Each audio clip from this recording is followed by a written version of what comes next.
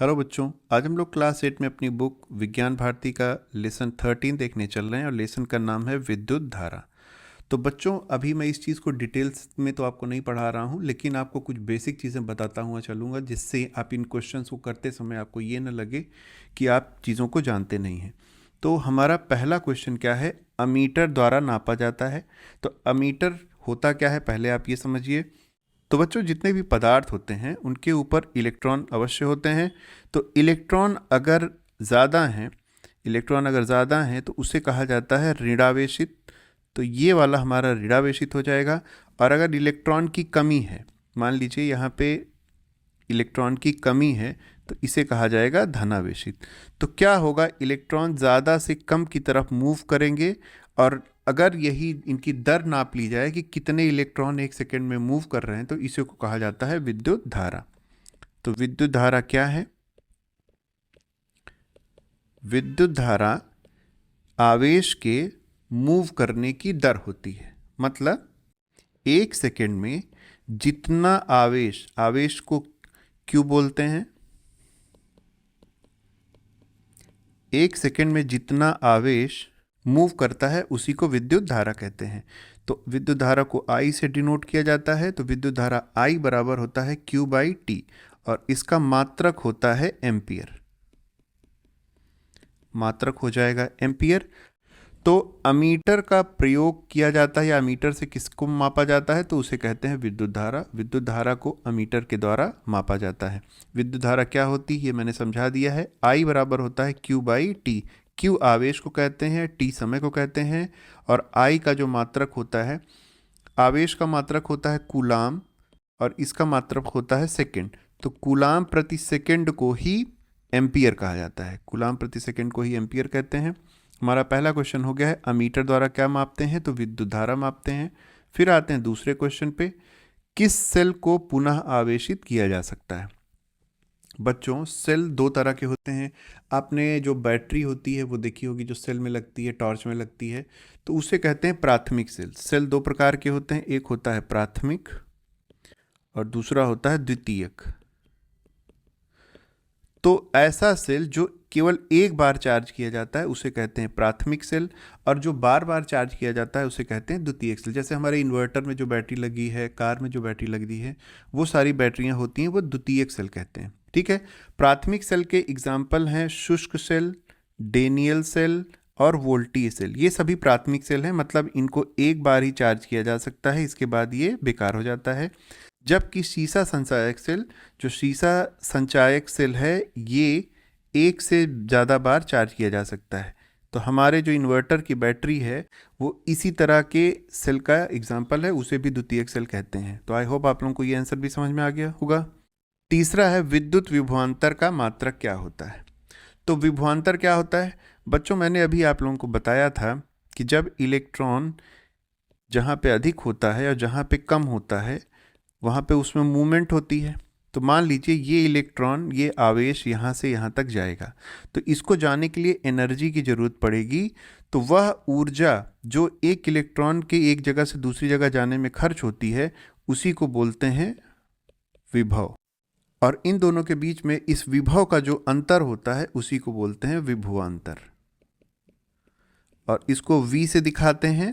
और इसका मात्रक क्या हो जाएगा? हमने पहले ही कहा, एक आवेश को ले जाने में जितनी ऊर्जा खर्च होती है उसी को विभवांतर कहते हैं। मतलब विभवांतर V बराबर क्या होता है? एकांक आवेश को, मतलब Q मतलब कूलाम, इसको ले जाने के लिए जितनी ऊर्जा खर्च हुई उसी को कहा जाता है विभवांतर। तो इसका मात्रक क्या हो जाएगा? जूल बटे कूलाम। इसी को वोल्ट भी कहते हैं। जूल बटे कूलाम को वोल्ट भी कहते हैं। और ये फार्मूला भी याद कर लीजिएगा, V बराबर होता है W/Q। W वर्क से लेके आया गया है, ये होता है ऊर्जा, और ये कूलाम Q आवेश के लिए होता है, और V होता है विभवांतर। तो विद्युत विभवांतर का मात्रक क्या होता है? वोल्ट। अगले प्रश्न पे चलते हैं। यहाँ पे दिखाया गया है ये संरचना, ये किस चीज़ का प्रतीक है? तो बच्चों, मान लीजिए ये कोई परिपथ है, ये इस तरह का कोई परिपथ होगा। तो इस परिपथ में इस तरह की जो संरचना बनी होती है, इसको प्रतिरोध कहते हैं। इसे प्रतिरोध कहते हैं, इंग्लिश में इसी को रेजिस्टेंस कहते हैं। आपके मान लीजिए घर में तार लगे हुए हैं, तो बीच में अगर पंखा लगा है, बीच में अगर एक लाइट लगी है, तो वो सभी एक तरह का प्रतिरोध है, तो उसे इससे डिनोट किया जाता है, दिखाया जाता है। तो आपका पंखा, कूलर जो भी है वो सारे के सारे प्रतिरोध हैं। इसका कारण क्या है, इसको समझने का प्रयास इस तरह से करिए कि ये जो करंट बह रहा है उसके बीच में रुकावट पैदा करता है। जब भी कोई पंखा होगा, जैसे आप देखते होंगे कि जैसे ही हीटर ऑन करते हैं, इन्वर्टर ऑन करते हैं या फिर समरसेबल ऑन करते हैं, तो उस समय लाइट घर की दब जाती है। दबने का कारण यही है कि ये जो प्रतिरोध होता है इसको, करंट को ये ज़्यादा खींचने लगता है। तो जो पहले आराम से करंट बह रहा था उस चीज़ को इसने डिस्टर्बेंस पैदा की, इसीलिए इसको प्रतिरोध कहा जाता है, रुकावट कहा जाता है। तो ये किस चीज़ का प्रतीक है? प्रतिरोध का। प्रतिरोध का फॉर्मूला क्या होता है? प्रतिरोध को हम लोग R से दिखाते हैं। अगर दो सिरों के बीच में, मान लीजिए आपके ये दो सिरे हैं, ये और ये, इनके बीच का विभवांतर V है और इस पूरे परिपथ में जो करंट दौड़ रहा है वो I है। अगर वो करंट I है तो प्रतिरोध कितना हो जाएगा? R is equal to V upon I। ठीक है, तो प्रतिरोध का फॉर्मूला क्या होता है? विभवांतर बटे विद्युत धारा। प्रतिरोध का फॉर्मूला क्या हो जाएगा? प्रतिरोध R बराबर होता है V बाई I, या इसे कह सकते हैं विभवांतर बटे विद्युत धारा। इसका मात्रक होता है ओम। ओम को इस तरह से डिनोट करते हैं, इसकी साइन होती है ओम की। तो अब आप लोग ये समझ गए होंगे कि प्रतिरोध क्या है। प्रतिरोध रुकावट है जो परिपथ में आती है, और इसे नापते कैसे हैं? उसके दोनों सिरों के जो विभवांतर होता है उसको जो धारा होती है उससे भाग देके हम लोग निकाल सकते हैं प्रतिरोध, और इसका मात्रक होता है ओम। चलिए अब आगे देखते हैं।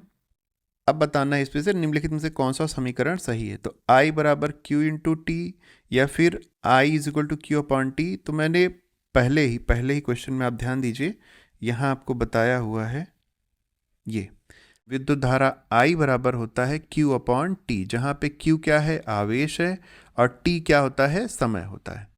तो यहाँ पे हमारा जो सही हो जाएगा आंसर वो हो जाएगा option B, I is equal to Q upon T, विद्युत धारा बराबर आवेश बटे समय। फिर हमें रिक्त स्थान की पूर्ति करनी है। अगला प्रश्न है, विद्युत धारा का मात्रक क्या होता है? हमने देखा था I बराबर होता है Q अपॉन टी, और इसको कहते हैं कूलाम बटे सेकेंड, और इसका जो एक अन्य मात्रक है उसे कहते हैं एम्पियर। इसी को एम्पियर कहा जाता है, तो इसका मात्रक हो जाएगा एम्पियर। फिर प्रतिरोध का मात्रक क्या होता है? हम लोगों ने अभी देखा था, R से डिनोट करते हैं और इसका मात्रक होता है ओम, और इसका साइन ये है ओम, तो प्रतिरोध का मात्रक ओम हो जाएगा। फिर है रासायनिक ऊर्जा को विद्युत सेल द्वारा विद्युत ऊर्जा में परिवर्तित किया जाता है। तो रासायनिक ऊर्जा, मान लीजिए ये सेल है, तो सेल में रसायन रखे होते हैं, उन रसायनों के बीच अभिक्रिया होती है, अभिक्रिया के बाद इससे ये विद्युत ऊर्जा में कन्वर्ट हो जाता है। इसीलिए रासायनिक ऊर्जा को विद्युत सेल द्वारा विद्युत ऊर्जा में परिवर्तित किया जाता है। आखिरी है लकड़ी, विद्युत रोधी पदार्थ है। पदार्थ दो प्रकार के होते हैं, विद्युत चालक तथा विद्युत रोधी। तो ऐसे पदार्थ जिनसे होकर विद्युत प्रवाहित हो जाती है उसे कहते हैं विद्युत चालक, और जिनसे होकर प्रवाहित नहीं हो पाती उसे कहते हैं विद्युत रोधी। तो लकड़ी उसी प्रकार का पदार्थ है, जैसे लकड़ी के हत्थे से बनी हुई किसी चीज़ को अगर आप इसमें करंट में छुआइए तो आपको कुछ नहीं होगा, लेकिन अगर ये पानी से भीगी होगी तो फिर इसे मुक्त इलेक्ट्रॉन मिल जाएंगे और उसमें प्रवाहित हो जाएगी विद्युत धारा, और आपके हाथ में करंट लग जाएगा। विद्युत चालक जैसे प्लास्टिक है, प्लास्टिक आपकी विद्युत रोधी है, इसीलिए हाथ में जब भी काम आप करते हैं विद्युत का तो आपको कहते हैं कि प्लास्टिक के दस्ताने पहनने चाहिए। ठीक है, तो प्लास्टिक विद्युत रोधी हो जाएगा। चलिए अब है हमारा सही और गलत का निशान लगाना है। तो वोल्ट मीटर को परिपथ में श्रेणी क्रम में लगाते हैं, तो ये गलत है। वोल्ट मीटर को हमेशा समांतर क्रम में लगाया जाता है, तो इसे समांतर क्रम में लगाते हैं। विद्युत बल्ब धारा के चुंबकीय प्रभाव पर कार्य करता है, तो बिल्कुल नहीं है। मान लीजिए ये बल्ब है, तो बल्ब में यहाँ पे इससे जुड़ा हुआ टंगस्टन का तार होता है, ठीक है। जब इससे धारा प्रवाहित होती है तो यहाँ पे इसमें हीटिंग इफेक्ट होता है और हीटिंग इफेक्ट के कारण ये जल जाता है और चारों तरफ रोशनी हो जाती है। तो विद्युत बल्ब धारा के चुंबकीय प्रभाव के कारण कार्य नहीं करता है, ऊष्मीय प्रभाव के कारण कार्य करता है। फिर है तांबा विद्युत का चालक है, तो सही बात है, इसीलिए जितने भी वायर बनते हैं उसमें आप जब भी अच्छे तार होंगे तो उसमें कॉपर ही अंदर मिलेगा आपको। फिर है विद्युत धारा का मापन वोल्ट मीटर से किया जाता है, तो अभी भी हम पहले भी पढ़ चुके हैं कि विद्युत धारा का मापन जो है वो वोल्ट मीटर से नहीं किया जाता है, अमीटर से किया जाता है। तो इस तरह से ये सही हो जाएगा। फिर है आपको स्तंभ का को स्तंभ खा से मिलाना था, यहाँ पे मिलान कर दिया गया है। अमीटर को जोड़ते हैं हमेशा श्रेणी क्रम में। मान लीजिए ये आपका परिपथ है, तो परिपथ में जो आपका अमीटर होगा वो इसके रास्ते में ही जोड़ा जाएगा, ठीक है। तो इसे कहा जाता है श्रेणी क्रम। फिर कह रहा है कि पुनः आवेशित नहीं हो सकता है, तो शुष्क सेल जो आपकी टॉर्च में सेल लगती है वो शुष्क सेल होती है, तो एक बार वो डिस्चार्ज हो गई तो उसे फिर से आवेशित नहीं किया जा सकता है। वोल्ट मीटर से क्या नापते हैं, तो नाम ही बता रहा है, विभवांतर नापते हैं। प्रतिरोध का मात्रक क्या होता है, तो ओम होता है। और मेंस से प्राप्त धारा होती है प्रत्यावर्ती धारा। धारा भी बच्चों दो प्रकार की होती है, एक होती है दृष्ट धारा और दूसरी होती है प्रत्यावर्ती धारा, ठीक है। जो बैटरी होती है, बैटरी से मिलने वाली धारा जो होती है वो दृष्ट धारा होती है, और जो बिजली से मिलने वाली धारा होती है वो होती है प्रत्यावर्ती धारा। अब आप लोग आगे पढ़ेंगे कि जब इनका ग्राफ बनता है तो जो बैटरी वाली धारा होती है वो एक ही तरफ होती है ऐसे, और जो हमारी प्रत्यावर्ती धारा होती है वो इसके एक्स एक्सिस के दोनों तरफ ऐसे ही कंपन करती है, इसीलिए इसको कहा जाता है प्रत्यावर्ती धारा और इसको कहा जाता है दृष्ट धारा, ठीक है। तो मेन से प्राप्त धारा क्या होती है, वो प्रत्यावर्ती धारा हो गई। फिर है दोनों में अंतर स्पष्ट करना है, प्राथमिक सेल और द्वितीयक सेल में तो पहले से ही पता है प्राथमिक सेल को पुनः आवेशित नहीं किया जा सकता है, जबकि द्वितीयक सेल को पुनः आवेशित किया जा सकता है। फिर है अमीटर और वोल्ट मीटर में क्या डिफरेंस है, तो अमीटर विद्युत धारा मापने के लिए श्रेणी क्रम में लगाया जाता है, जबकि वोल्ट मीटर विभवांतर मापने के लिए समांतर क्रम में लगाया जाता है। अब यहाँ पे दिया गया है कुछ भौतिक राशियाँ हैं और उनके मात्रक हैं, जैसे कूलाम मात्रक किसका है, आवेश का, इसी से I = Q/T आता है, और इसका मात्रक होता है कूलाम और इसका मात्रक होता है सेकेंड, ठीक है। फिर है एम्पियर, एम्पियर मात्रक होता है विद्युत धारा का I का, वोल्ट मात्रक होता है विभवांतर का, जूल मात्रक होता है कार्य या ऊर्जा का, और ओम मात्रक होता है प्रतिरोध का। अब अगले प्रश्न पे चलते हैं, धारा के प्रभाव पर आधारित उपकरण और प्रयोग। तो चुंबकीय प्रभाव पे कौन सा उपकरण है, उसका क्या उपयोग है, तो दिखा रहा है कि चुंबकीय प्रभाव पे आधारित जो उपकरण है वो है विद्युत घंटी। तो विद्युत घंटी जो होती है वो चुंबकीय प्रभाव पे आधारित होती है। इसका उपयोग क्या है, इसका उपयोग घरों और स्कूलों में सूचना या बुलाने के संकेत के रूप में किया जाता है। अगला है आपका ऊष्मीय प्रभाव। तो ऊष्मीय प्रभाव पे आधारित कौन सा विद्युत उपकरण है, तो विद्युत प्रेस और विद्युत हीटर, ये सभी ऊष्मीय प्रभाव पे आधारित हैं। बल्ब भी है, विद्युत प्रेस का उपयोग कपड़ों की सिलवटें दूर करने के लिए और हीटर का प्रयोग खाना पकाने या गर्मी पैदा करने के लिए किया जाता है। फिर तीसरा है रासायनिक प्रभाव। तो वोल्टामीटर जो होता है ये उपकरण है, रासायनिक प्रभाव पैदा करता है। इसका उपयोग धातुओं के शुद्धिकरण और विद्युत लेपन जैसी प्रक्रियाओं में किया जाता है। अब अगले प्रश्न पे चलते हैं, प्रश्नों के उत्तर देने हैं। 3 घरेलू उपकरणों के नाम लिखिए, यह मेंस के साथ कैसे जोड़े जाते हैं। तो 3 घरेलू उपकरण हो गए बल्ब, पंखा, फ्रिज, और इसे कैसे संयोजित करेंगे, घरों में इन उपकरणों को मेंस के साथ समांतर क्रम या पैरेलल सर्किट में जोड़ा जाता है ताकि प्रत्येक उपकरण को समान वोल्टेज मिल सके। अब आगे देखते हैं हम लोग, घरेलू विद्युत उपकरणों के प्रयोग में क्या सावधानियां रखनी चाहिए। तो निम्नलिखित सावधानियां अपनानी चाहिए, जैसे विद्युत कार्य करते समय रबर के दस्ताने पहनने चाहिए। हमने अभी देखा है क्यों पहनने चाहिए, क्योंकि ये विद्युत रोधी होता है। फिर है भीगे हाथों से स्विच को नहीं छूना चाहिए। तो जब भी पानी लगा होगा तो उसको इलेक्ट्रॉन मिल जाएंगे और उससे क्या होगा कि धारा प्रवाहित हो जाएगी और आपको करंट लग जाएगा। घरों में अच्छी गुणवत्ता वाले विद्युत रोधी लेप इंसुलेटेड वाले तार लगाने चाहिए। तो अच्छी क्वालिटी का तार नहीं होगा तो जब भी उसमें प्रतिरोध बढ़ेगा, मान लीजिए आप कोई बड़ी मशीन चलाएंगे तो उसमें आग लगने का डर बना रहता है। फिर है किसी भी खतरे की आशंका होने पर तुरंत मेंस का मुख्य स्विच बंद कर देना चाहिए। अब हम लोग देखते हैं इसके न्यूमेरिकल्स। न्यूमेरिकल्स में है पहला, एक चालक तार का प्रतिरोध 3 ओम है। तार के सिरों के बीच 1.5 वोल्ट का विभवांतर है। तार में बहने वाली विद्युत धारा का मान ज्ञात कीजिए। तो पहले हम देखते हैं हमें क्या क्या दिया गया है। कभी भी कोई क्वेश्चन करने से पहले आप ये देखिए कि दिया क्या क्या है। तो दिया है प्रतिरोध, में प्रतिरोध दिया गया है कि प्रतिरोध R कितना है 3 ओम,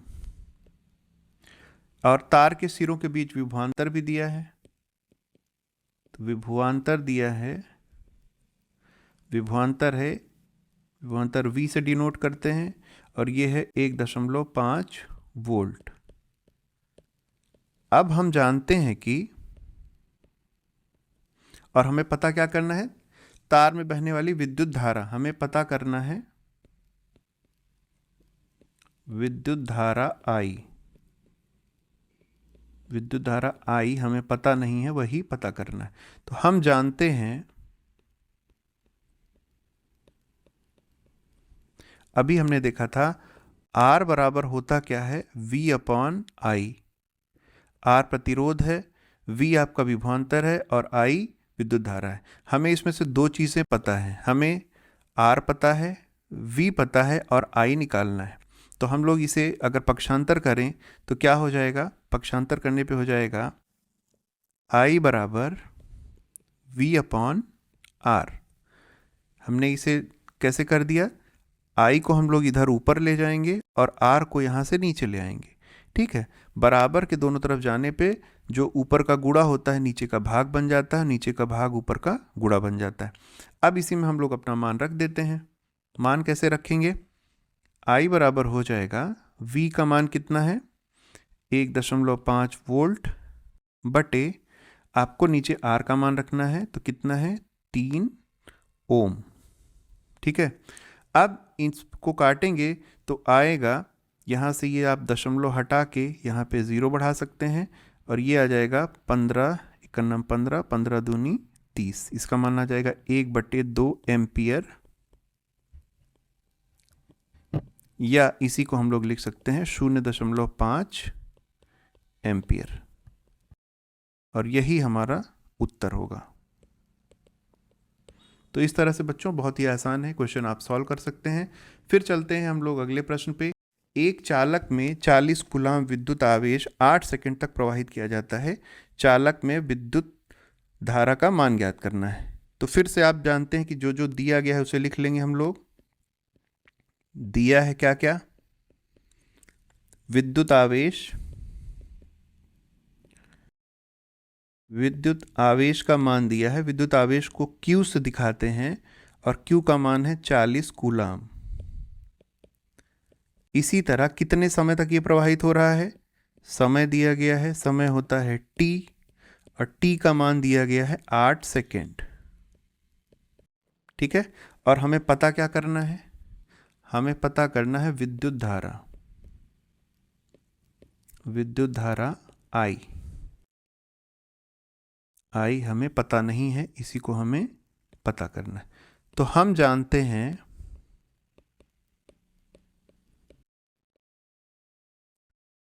I क्या होता है, विद्युत धारा का मान क्या होता है, इसके आप विद्युत आवेश प्रवाह के दर को ही तो विद्युत धारा कहते हैं। तो I = होता है Q/T, जहाँ पे I विद्युत धारा है, Q आवेश है और T समय है। अब इसे में हम लोग मान रख देंगे। तो मान कैसे रखेंगे, Q का मान है आपका 40 और T का मान है 8। तो I बराबर हो जाएगा 40/8, इसे हम लोग काटेंगे तो ये हो जाएगा आपका 5। तो हमारा आंसर कितना आएगा, विद्युत धारा I बराबर 5। और इसका मात्रक क्या होता है? एम्पियर। और यही हमारा उत्तर हो जाएगा। तो इस तरह से बच्चों हमारा ये चैप्टर समाप्त हो गया है। आई होप आप लोगों को बहुत सारी हेल्प हुई होगी। अगर आपको किसी भी तरह से हेल्प हो रही है तो चैनल को सब्सक्राइब कर लीजिए, जिससे जब भी नया वीडियो मिले आप लोगों को मिल जाए। इसके हम लोग थ्योरी अलग से पढ़ेंगे। चलिए इसी के साथ अपना वीडियो समाप्त करते हैं। अगले वीडियो हम लोग फिर मिलेंगे, तब तक अपना ध्यान रखिए।